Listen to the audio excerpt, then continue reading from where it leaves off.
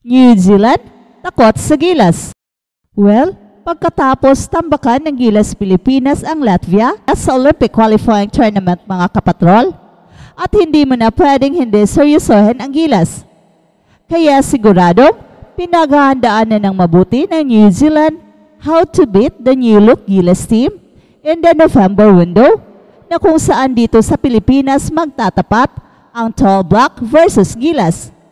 So in other words, ay takot na ang New Zealand ngayon sa bagong Gilas, coached by Team Cone, na malayo sa mga previous Gilas in terms of team composition at sistema na ginagamit. Siguradong takot na ang New Zealand sa Twin Towers ng Gilas na sina Kai Sotto at Junmar Fajardo. And in the November window, ay malamang makakabalik na si AJ Edu to form a very solid 3-man rotation pagdating sa mga big men ng Pilipinas. Kung noon ay puro guard ang sinandala ng Gilas, pero ngayon ay sa mga big men nakatutok ang opensa at depensa ng team. Ibang klaseng impact kasi ang dala ni Kai sa team. Against Latvia ay nakita ng New Zealand kung gaano nakalaki ng improvement ni Kai by scoring 18 points and grabbing 8 rebounds.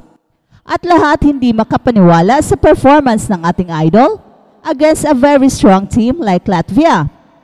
I don't know kung merong pantapat ang New Zealand sa height ng Gilas across the board. Ito ngayon ang problema ng New Zealand, how to beat this new look Gilas team. Ang lakas kasi ng Gilas ngayon in all positions. Ang laki ng mga players at kahit ang ating mga guards ay naglalakihan na rin. Sa pagbabalik ni AJ Edu this November window, ay posibleng ganito ang starting 5 ng Gilas versus New Zealand. Junmar Fajardo at AJ Edu sa front court, at si Kai naman ang wingman playing the number 3 spot, at Justin Brownlee will slide to number 2 playing the shooting guard position, at balik si Scottie Thompson sa point guard to make sure na under ang team like an well-oiled machine. Ang laki ng team natin kapag nagkataon, and knowing Coach Tim Cone, inangkin naman niya na he is obsessed with a tall lineup. Kaya it is not a far-fetched na magkatotoo ang starting 5 na ito. Kaya nga kinatatakutan na ang Gilas dahil sa ating taglay na height, which is hindi naman ganito ang ating mga previous teams. Traditionally, we rely too much sa ating mga guards, kaya napakaliit ng ating mga teams. Kahit matagal na tayong merong Junmar Fajardo, ay ngayon pa lang na-maximize ang kanyang height advantage. And thanks to Coach Tim Cone, na malaki ang tiwala sa mga homegrown big man. Pinatunayan ni Coach Tim Cone na pwedeng magsabay sina Kai Sotto at Junmar Fajardo na marami ang nagsabi noon na ang kombinasyon na to ay hindi pwede dahil napakabagal. Pero as it turned out, ito ang nagiging pinakamalaking advantage ng Gilas at pinakamalaking problema ng ating mga kalaban.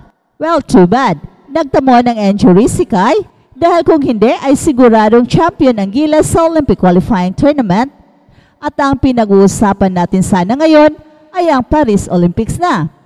And speaking of Kai, ay nagbakasyon muna ang ating idol in 2 weeks time and expect him to go back to work at ipagpapatuloy ang kanyang mga workouts at pag-iensayo to further hone his skill set. Ang tanong, sino kaya ang mananalo sa game ng Gilas versus New Zealand this November? And shout out at Feliciano Cayabyab, tindig ni Kai pang NBA talaga. Nag-improve lalo nung nahawakan ni Coach Tim Cone sa Gilas. Go, go, go Kai! Magaling ka idol, maintain that. Shout out at Edwin Mercado. There's a big chance that Kai will enter NBA, but only time will tell, and he will dominate it when he does. Hey, hey, hey! Attention mga kapatrol! Get ready for an epic giveaway. Once Express Info hits 150k subscribers, one lucky winner will win the incredible Oppo Reno 11F 5G smartphone. Here's how to join. Step 1. Subscribe to Express Info right now. Step 2. Like this video. Then step 3. Comment anything good and positive about our idol Kai Sotto. Super easy. Just subscribe, like, and comment. At balitang NBA naman. Masaya si Anthony Davis na maging bahagi ni LeBron James at Bronny James in making history. Si LeBron James at ang kanyang anak na si Bronny James ay nakatakdang maging bahagi ng kasaysayan bilang unang ama at anak na duo na maglalaro sa NBA sa parehong season. Siyempre, gagawin nila ito sa parehong kupunan matapos pumili ng Los Angeles Lakers kay Bronny James sa 2024 NBA Draft. Kaya nasa ilalim siya ng pag-aalaga ng kanyang ama at ni Anthony Davis habang sinisikap nilang ibalik ang Los Angeles Lakers sa pagiging contender sa kampyonato.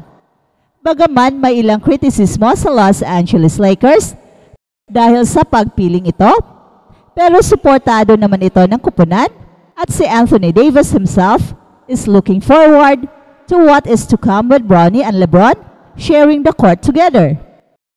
At sa kamakailang appearance ni Anthony Davis sa The Today Show, ay sinabi niya na masaya siyang mapanood ang karanasang ito at masaya siyang maging bahagi nito.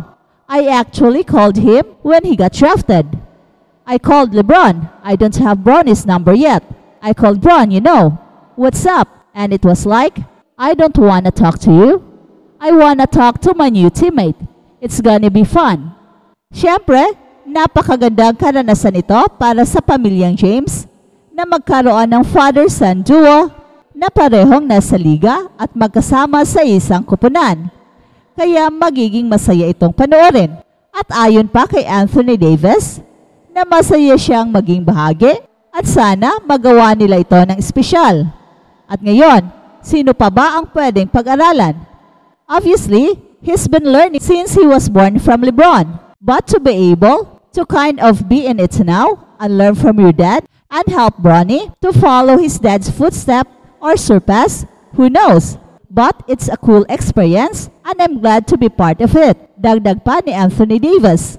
Si AD ay may ugnayan kay Bronny dahil sa tagal na niyang paglalaro kasama si LeBron James at sa malapit na pagsasama ng dalawa ng ilang mga taon. Alam niya na kasaysayan ang magaganap at nauunawaan ni AD kung gaano kaganda ang ganitong klaseng pangyayari. Ang pangunahing layunin ni Anthony Davis at LeBron James at ang natitirang Lakers ay laging manalo at hindi magbabago ang ganitong layunin. Ngunit ang makaranas ng isang sandali kung saan naglalaro ng magkasama ang ama at anak ay isang bagay na hindi malilimutan. Bagamat ang sandaling ito ng pagbabahagi sa court ni Bronny James at LeBron James para sa unang pagkakataon ay sobrang espesyal. Hindi masyadong magkaroon ng maraming oras na magkakasama sila ngayong season. Inaasahan na karamihan ng panahon sa season ay isasabak si Bronny James sa South Bay Lakers sa G League. At hindi dapat ito maging malaking sorpresa dahil si Bronny ay mas kinakailangang paunlarin pa. Ngunit ito ay magbibigay lamang ng lalong espesyal na karanasan sa kanilang dalawa ni LeBron James sa paglalaro sa court ng magkakasama.